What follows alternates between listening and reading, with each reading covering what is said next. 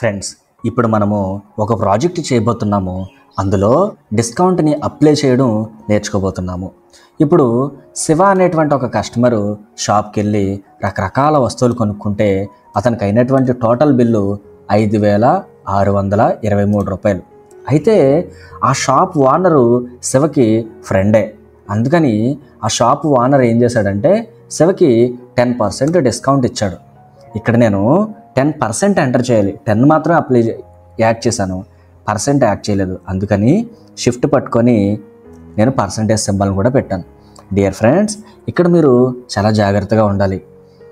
10 పక్కన percentage symbol పెట్టేటప్పుడు మీరు మీ క్లాస్ యొక్క కంప్యూటర్ లీడర్ని కానీ లేదా మీ టీచర్ యొక్క గైడెన్స్ కానీ తీసుకోండి. పర్సెంటేజ్ సింబల్ని యాడ్ చేసేటప్పుడు మీకు తెలియకపోతే వాళ్ళ యొక్క గైడెన్స్ తీసుకుంటే ఈజీగా యాడ్ చేస్తారు. ఓకే, ఇప్పుడు అయినటువంటి మొత్తం బిల్ ఇది కదా, డిస్కౌంట్ వచ్చింది 10% కదా.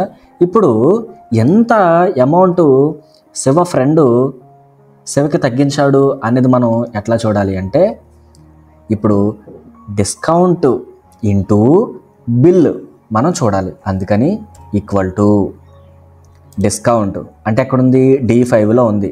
డిస్కౌంట్ ఇంటూ అంటే 10% ఇంటూ బిల్ ఎంత, 5,623 రూపాయలు.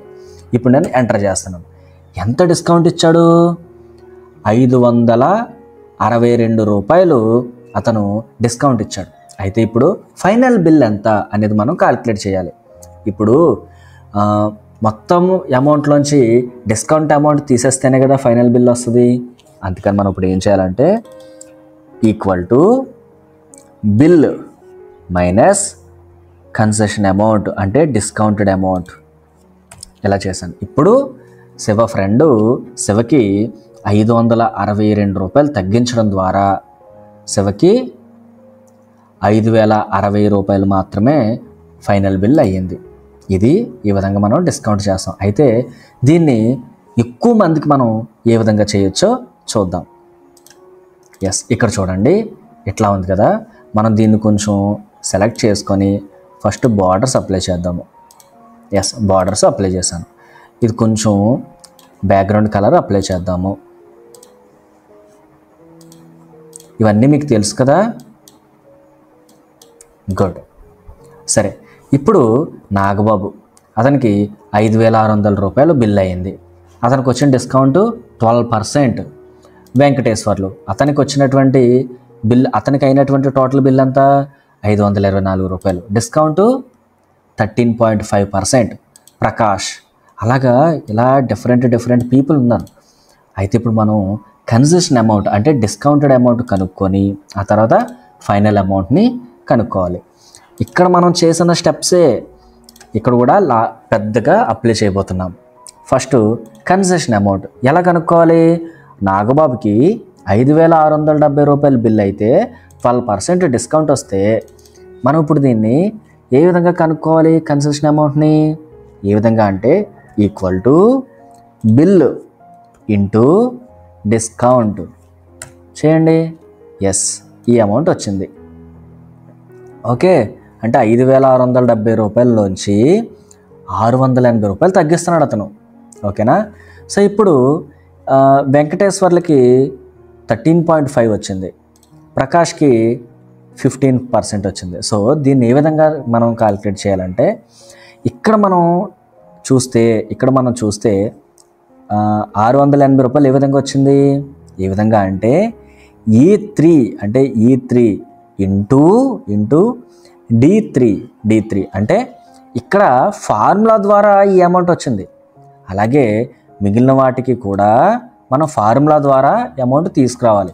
అంటే ఎలా తీసుకురావాలంటే ఇక్కడ ఏదైతే ఫార్ములా అప్లై అయ్యిందో మిగిలిన అన్ని సెల్స్లోని కూడా అదే ఫార్ములా అప్లై చేయాలి. అందుకని నేను ఇక్కడ మౌస్ పెట్టి కిందకి డబుల్ క్లిక్ చేశాను. ఎస్, ఇది డిస్కౌంటెడ్ అమౌంట్. వెంకటేశ్వర్లకి 13% డిస్కౌంట్ ఇవ్వడం వల్ల 524లోంచి 70 రూపాయలు తగ్గింది. ప్రకాష్కి 15% డిస్కౌంట్ ఇవ్వడం వల్ల 1,526 రూపాయలలోంచి రూపాయలు తగ్గింది. ఆ విధంగా మనకి కన్సెషన్ అమౌంట్ అనేది వచ్చింది. ఇప్పుడు ఫైనల్ అమౌంట్ ఎంత అనేది మనం ఇప్పుడు క్యాలిక్యులేట్ చేద్దాం. ఎలా చేయాలి అంటే టోటల్ అంటే అతని యాక్చువల్గా అయినటువంటి బిల్లులోంచి ఈ కన్సెషన్ అమౌంట్ తీసేస్తే అప్పుడు ఫైనల్ బిల్ అనేది వస్తుంది. అందుకని నేను ఏం చేస్తానంటే ఈక్వల్ టు బిల్, యాక్చువల్గా ముందు అయినటువంటి బిల్ కదా అది, ఆ బిల్ మైనస్ ఇక్కడ కన్సెషన్ అమౌంట్. మరి 12% 13% డిస్కౌంట్లు ఇచ్చారు కదా, అప్పుడు వచ్చిన ఆ తర్వాత డిస్కౌంట్ తర్వాత మనం క్యాలిక్యులేట్ చేసాం కదా అమౌంట్, కన్సెషన్ అమౌంట్, అదనమాట. అక్కడ క్లిక్ చేసి ఎంటర్ చేశాను. ఏమైంది, 5,670 రూపాయలు ఉన్న బిల్లు 4,989 రూపాయలుగా మారింది. చూసారా? ఇట్లా దీన్ని ఇప్పుడు డబుల్ క్లిక్ చేస్తే మిగిలినటువంటి కూడా వస్తుంది. ఎస్, ఇప్పుడు దీన్ని మనం ఈ డెసిమల్ వాల్యూని డిక్రీజ్ చేయొచ్చు, దీనికి కూడా డెసిమల్ వాల్యూని డిక్రీజ్ చేయొచ్చు. సో చూసారా, ఇది ఫైనల్ అమౌంట్. సో ఫ్రెండ్స్, ఈ విధంగా మనము ఏ ప్రాజెక్ట్ చేసాము, డిస్కౌంట్ టేబుల్ని క్రియేట్ చేసి డిస్కౌంట్ ప్రాజెక్ట్ని మనం చేసాం. ఓకేనా? ఓకే, మరొక కాన్సెప్ట్తో మళ్ళీ మనం కలుద్దాం.